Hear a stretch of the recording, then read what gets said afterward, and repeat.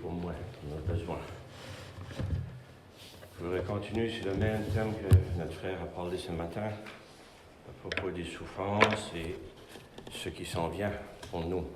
Je voudrais commencer dans le psaume 73. Psaume 73, c'est le psaume d'Asaph. On sait, Asaph était celui qui était le chef des chœurs de le chant pour David. Il est l'auteur des psaumes 73 à 83 et celui de 50. Verset 1, psaume d'Asaph. Oui, Dieu est bon pour Israël, pour ceux qui ont le cœur pur. Toutefois, mon pied allait fléchir, mes pas étaient sur le point de glisser, car je portais envie aux insensés en voyant le bonheur des méchants.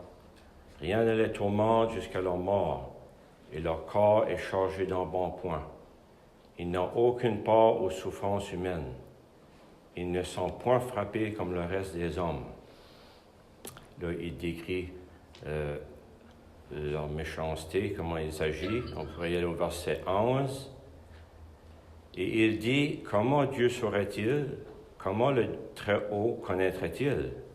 Ainsi sont les méchants, toujours heureux, ils accroissent leur richesse.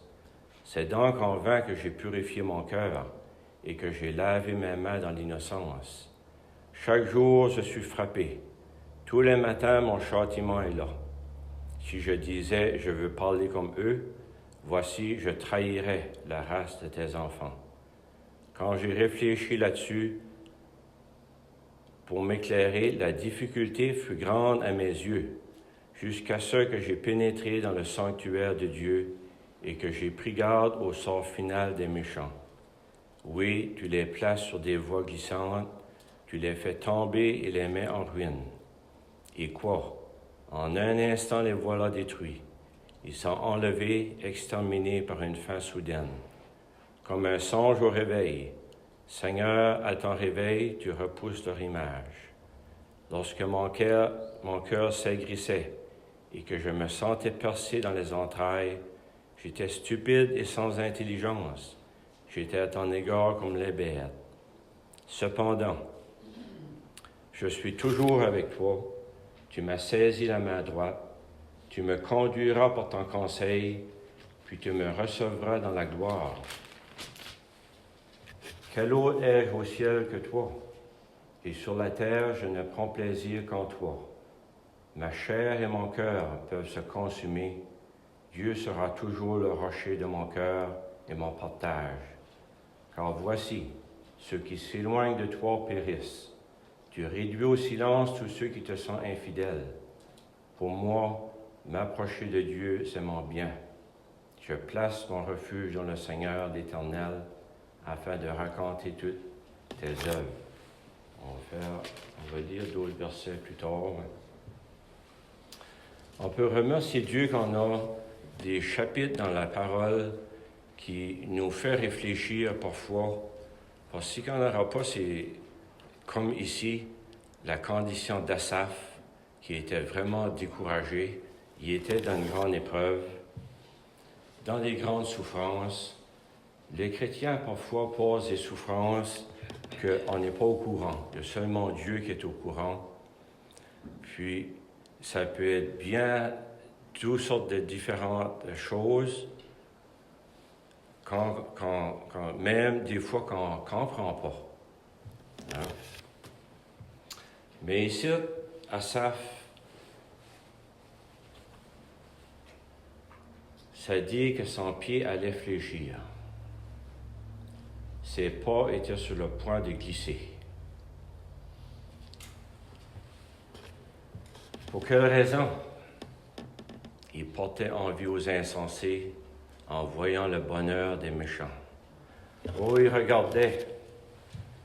Vous savez, si vous ne l'avez pas fait encore pendant votre vie, vous êtes pas mal spécial. Parce qu'à un moment donné, dans la vie chrétienne, il y a des hauts et des bas. Puis on peut regarder au monde qui nous entoure, penser, Dieu, on dirait tout se va bien, comme que c'est écrit ici. Ils n'ont aucune part aux souffrances humaines. Il y a cumule des richesses, et ainsi de suite. Envier le bonheur des méchants. Hein? C'est, premièrement, on voit où étaient ses regards. Ses regards n'étaient pas à la bonne place, Asaph. Mais c'est bien qu'on a ça dans la parole parce qu'on est tous faibles. On a toute la chair, puis on peut faire ça à un moment donné, puis c'est possible qu'il y en a qui l'ont fait, puis ça les a fait tomber. Il n'y a rien qui les tourmente. Leur corps est chargé dans bon point, et ainsi de suite. Hein, on regarde à ce monde, comme aujourd'hui, là, j'ai passé tout à l'heure en ville, il y avait un détour parce qu'il y a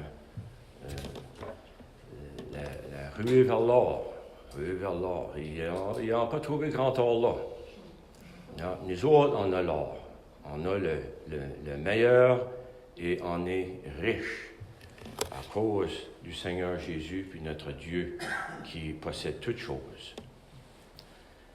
Mais on regarde ça, pensant, on dirait qu'ils sont heureux, eux autres, ils ont l'air à s'amuser. Mais on a été là. Il faut revenir à nous, ce qu'on était auparavant. Nous aussi, hein, on s'amusait dans le bourbier du péché. Il y a des choses peut-être qu'ils font qui n'est pas mauvais, non. Mais c'est des choses qui peuvent nous entraîner petit à petit. Mais si quand on a nos regards fixés sur ce monde, il y a des choses qui vont nous faire souffrir. Oui, parce qu'on est toujours dans ce corps ici. Mais Asaph, à un moment donné, il dit, c'est donc en vain que j'ai purifié mon cœur, verset 13, que j'ai lavé mes mains dans l'innocence. Asaph n'était pas trop dans de bonnes conditions pour penser comme ça. Mais vous savez, je pensais à Élie, à Jonas, à Job, des hommes de Dieu, des hommes que Dieu s'est servi d'eux, puis qui demandaient la mort. Des enfants de Dieu, tellement découragés. C'est triste quand on pense à ça, mais c'est possible de venir à un tel découragement, de penser comme Asaph ici. Chaque jour, je suis frappé, tous les matins, mon châtiment est là. Le châtiment, ce n'est pas la punition, c'est la discipline de Dieu.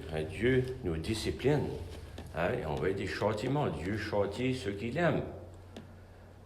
Dans le but de nous instruire, nous corriger, nous mettre en garde. Hein? Comme l'éducation d'un enfant, un parent qui éduque son enfant. Dieu fait la même chose avec nous. Hein? Tous les matins, mon châtiment est là, comme si il voudrait faire, mais pour lui, il ne peut pas. Hein? Parce qu'il est né de nouveau, ses désirs sont nouveaux, mais ça peut venir. On voit que pour lui, chaque jour, je suis frappé. Oui, frappé. Il peut être frappé dans sa conscience, par des choses peut-être qu'il voudrait faire, puis il sait que c'est mal. Il peut être frappé dans sa conscience à cause de bien des choses. Hein, peut-être le monde qui le persécute. Il y a beaucoup de choses qui peuvent nous faire ralentir dans notre course. Hein. Des chrétiens qui peuvent souffrir au travail, des camarades de travail peut-être qui sont durs, qui se moquent. Ça peut être des voisins, ça peut être bien des choses. Mais Asaph dit, si je disais je veux parler comme eux, voici je trahirais la race de tes enfants. Alors, vous savez, on entend des choses des fois autour de nous qui n'est pas trop beau. On est mieux de s'éloigner ou de rejeter ça de nos pensées. Mais Asaph ici, il réalise qu'il ne peut pas parler comme ce monde, non. Quand il a réfléchi là-dessus pour l'éclairer, la difficulté fut grande. Ah oui, quand on s'arrête pour penser, bien des fois on pense des choses qu'on ne devrait peut-être pas penser, mais il réfléchissait pour l'éclairer en regardant ce monde qui semble se réjouir jusqu'à leur mort. Il n'y a rien qui les dérange. Oh, la difficulté a été grande à ses yeux qui dit, souvenez-vous, en voyant le bonheur, il voyait le bonheur, il regardait, il convoitait. Mais ici, il dit que la difficulté fut grande à ses yeux, à mes yeux, jusqu'à ce que j'ai pénétré dans les sanctuaires de Dieu et que j'ai pris part au sort final des méchants. Vous savez, au verset 12, ça dit qu'ils accroissent leur richesse. Je pense à l'homme riche dans Luc 16. Hein, ça semblait beau, sa vie. Il était habillé tous des beaux vêtements. Il menait joyeuse et brillante vie chaque jour. Mais il a pris garde au sort final des méchants. Où est-ce que cet homme-là a fini? Oh, c'est pas quand on se réjouit de ceux qui meurent dans leur péché puis qui s'en vont en enfer, mais l'homme riche dans Luc 16, son sort final. Oh, quel tourment! Mais quand on pense à Lazare, le pauvre, son sort final, élevé dans la gloire de Dieu, jusqu'à le bonheur sans fin. Le Seigneur, l'Éternel, les place une voie glissante. Ils sont détruits dans un instant. Oh, frères et sœurs, pourquoi porter envie à ce monde ici? Mais on voit qu'il raisonne. Verset 22, il réalise qu'il était stupide, sans intelligence. Il se sentait percé dans ses entrailles. Verset 23, cependant, je suis toujours avec toi, tu m'as saisi la main droite. Tu me conduiras pour ton conseil, puis tu me recevras dans la gloire. Oh, ça change tout le raisonnement de Asaph. Puis ça devrait être notre corps à chacun de nous. Vous savez, on peut venir abattu parfois. On peut venir dans toutes sortes de conditions, même comme Asaph ici. Mais lorsqu'on pense que le Seigneur ne veut pas nous abandonner, il veut nous saisir par la main, il veut nous conseiller, il veut nous conduire, puis à toute fin nous recevoir dans la gloire. Quel autre au ciel que toi? Et sur la terre, je ne prends plaisir qu'en toi. Même, il dit, ma chair et mon cœur peuvent se consumer. Vous savez, on vient dans notre corps qui à vieillir, on n'a pas la capacité qu'on avait. On sait que ce corps ici se détruit, mais mon cœur peut se consumer, ma chair, mais Dieu sera toujours le rocher de mon cœur et mon partage.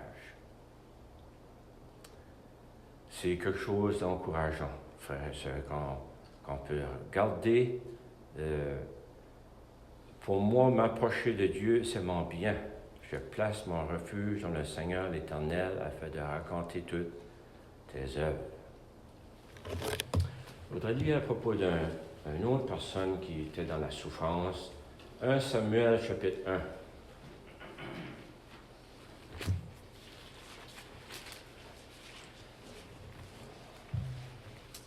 1 Samuel, chapitre 1, à propos de Elkanah, qui avait deux femmes, une qui s'appelait Pénina et une qui était Anne. Anne était stérile, elle ne pouvait pas avoir d'enfant. Puis à chaque année, ils allaient au temple. À la fin du verset 7, on voit comment Pénina la mortifiait. Alors elle pleurait, Anne pleurait et ne mangeait point. Verset 9, Anne se leva après que l'on eut mangé et bu à Silo. Le sacrificateur Élie était assis sur un siège près de l'un des poteaux du temple de l'Éternel. Et l'amertume dans l'âme, elle pria l'Éternel et versa des pleurs. Elle fit un vœu en disant, Éternel des armées, si tu daignes regarder l'affliction de ta servante, si tu te souviens de moi et n'oublies point ta servante, et si tu donnes à ta servante un fils, je le consacrerai à l'Éternel pour tous les jours de sa vie, et le rasoir ne passera point sur sa terre. Comme elle restait longtemps en prière devant l'Éternel, Élie observa sa bouche. Anne parlait dans son cœur, il ne faisait que remuer les lèvres, mais on n'entendait point sa voix. Élie pensa qu'elle était ivre, et il lui dit, « Jusqu'à quand seras-tu dans l'ivresse? Fais passer ton vin. » Anne répondit, « Non, mon Seigneur, je suis une femme qui souffre en son cœur, et je n'ai point bu de vin ni de boisson enivrante, mais je répandais mon âme devant l'Éternel.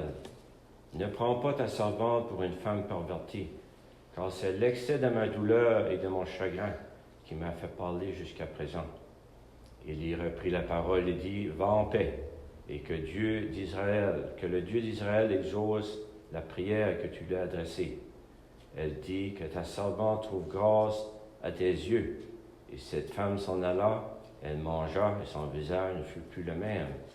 Ils se levèrent de bon matin, et après avoir adoré l'Éternel, ils s'en retournèrent et revinrent dans leur maison à Rama. Elkanah connut Anne, sa femme, et l'Éternel se souvint d'elle. Dans le cours de l'année, Anne devint enceinte, et elle enfanta un fils qu'elle nomma Samuel, car, dit-elle, je l'ai demandé à l'Éternel. Une femme qui souffre en son cœur. Une femme qui était stérile, une autre femme qui la méprisait en cause qu'elle n'avait pas d'enfant. Elle souffre. Un homme qui aurait dû discerner les souffrances de cette femme, Élie, qui était le sacrificateur, il ne discerne pas la souffrance de cette femme. Je pense à ça, j'ai pensé, vous savez, il y a des choses, les chrétiens peuvent passer à travers, puis qu'on ne discernera pas, mais Dieu connaît. Parfois, on peut essayer de trouver qu'est-ce qui est le problème d'une telle personne. Pourquoi la telle personne est dans un tel état? Vous savez, on peut faire comme si on est des médecins, mais seulement Dieu qui connaît. Il y a seulement Dieu qui connaissait la souffrance de le cœur de cette femme. Élie ne le discernait pas. Vous savez, il y a des personnes qui peuvent être méprisées même par leurs propres enfants. La souffrance, on ne comprend pas. Ceux qui n'ont pas d'enfants, pour eux autres, c'est Dieu de comprendre, hein? Non pas. On peut avoir de la compassion. Mais que chacun de nous, que Dieu nous aide, on peut au moins prier pour ces personnes-là qui souffrent. Comme Anne ici, elle souffrait. Ça la faisait souffrir tellement qu'elle pleurait. Elle versait des larmes. Puis Élie la prend pour une pervertie. Pouvez-vous penser? Il y en a qui souffrent parce que leur corps diminue, oui, leur force. Tant qu'on va être dans ce corps, frères et sœurs, on est appelé à souffrir. Mais je ne voudrais pas finir sur une note, vous pensez que c'est tout négatif, ce que notre frère emmène à matin, c'est pas trop encourageant. Ben.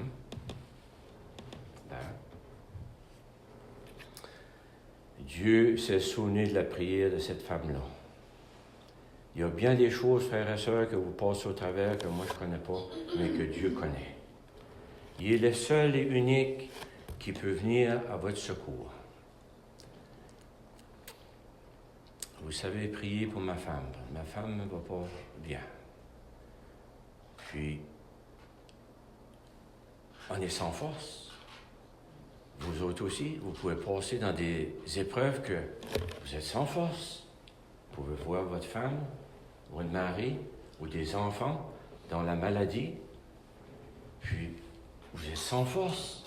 On ne peut rien faire. On peut verser des larmes. On peut faire bien des choses. Il faut que Dieu intervienne et qu'il nous donne la grâce. J'aimerais lire dans 2 Corinthiens, chapitre 4. Vous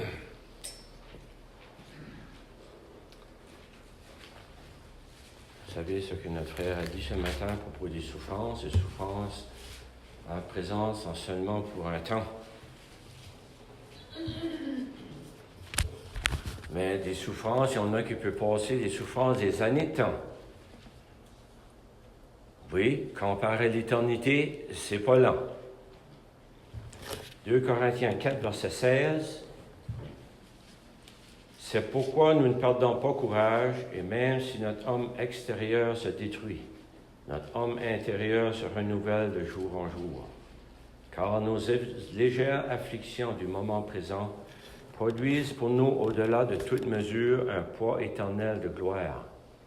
Parce que nous regardons non point aux choses visibles, mais à celles qui sont invisibles. Car les choses visibles sont passagères et les invisibles sont éternelles. L'homme extérieur se détruit. Oui, on vieillit. Mais je pense à Asaph. Il gardait aux choses visibles, aux choses qui sont passagères. Puis on a de plus en plus de choses passagères aujourd'hui que de ce temps-là pour tiennent le monde occupé ou les tiennent là où ils sont. Il ne faut pas qu'ils pensent aux choses même de Dieu. Mais pour nous, frères et sœurs, on garde aux choses invisibles, les choses qui sont éternelles. On ne les voit pas, ils sont invisibles, mais ils sont éternels, comparés à ce qui est visible puis qui est passagère. Que ce soit les richesses, que ce soit les plaisirs, que ce soit quoi ça voudra, ça veut la santé, c'est passager. Mais ce qui s'en vient pour nous, on ne peut pas le décrire. Nous regardons non pas aux choses visibles, mais aux choses invisibles qui sont éternelles. Oh frères et sœurs, peut-être que lorsqu'on va arriver de l'autre côté, on va peut-être penser, on aurait dû connaître plus d'épreuves. Mais vous savez, les épreuves ou le châtiment du Seigneur, c'est dans le but de nous faire grandir. C'est dans le but de nous faire avancer, pas nous décourager.